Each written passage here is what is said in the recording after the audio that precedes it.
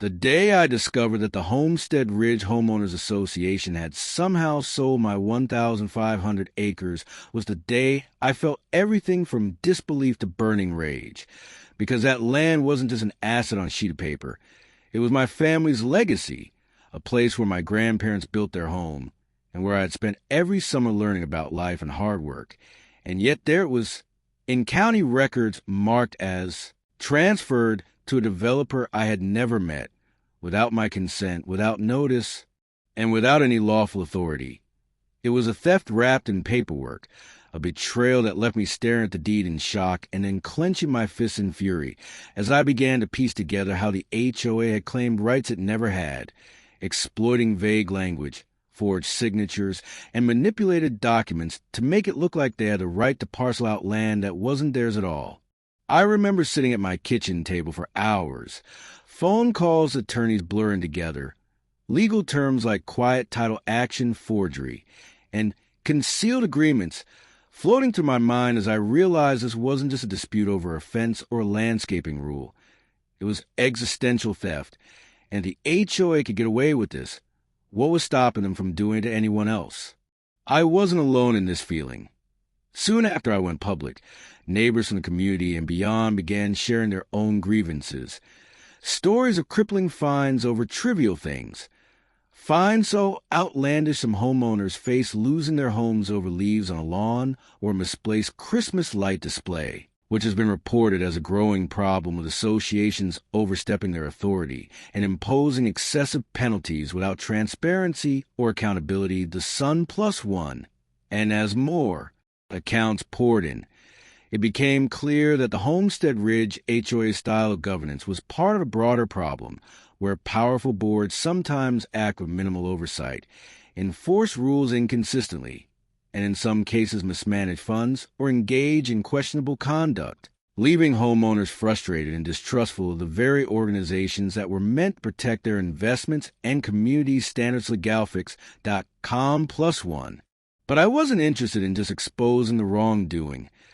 I wanted justice that hit back where it hurt most, and that's when my legal team discovered a crucial flaw in the HOA's own property portfolio. Many of the lakefront mansions, sprawling estates worth millions each with manicured lawns and private docks, had questionable title issues tied to the same lax oversight and manipulated records that had led to my land's illegal sale, meaning that the association's most valuable holdings were vulnerable under the same scrutiny that was now unraveling their claims over my acreage. So instead of pursuing a slow, traditional lawsuit, we filed strategic legal claims and liens that targeted the heart of the HOA's wealth, using documented irregularities and inequities to seize legal rights to those lakefront properties until restitution could be made, leveraging the law to turn the tables on a board that thought it could operate above it. And as those liens mounted, as control of those $10 million homes shifted under the burden of legal liabilities, the mood in the community shifted too, from quiet resentment to outright uprising, because others realized that no matter how small their dispute, a bit of dirt moved here, a fine levied there. They were all subject to a system that allowed the powerful to take advantage unless someone pushed back.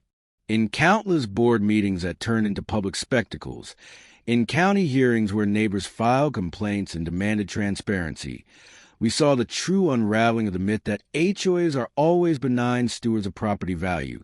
Sometimes, without checks and balances, they can become bulldozers of rights and fairness. In the end, the illegal sale of my ancestral land became the catalyst for something much bigger, a community reclaiming its voice, demanding accountability, and watching as the very people who once decided everyone else's fate were forced to relinquish control of their prized lakefront homes as legal restitution was applied. The money from selling those properties legally, fairly, and publicly was then used to compensate affected homeowners. Fund reforms to ensure real oversight of associations in the county and establish a trust dedicated to protecting landowners from similar abuses.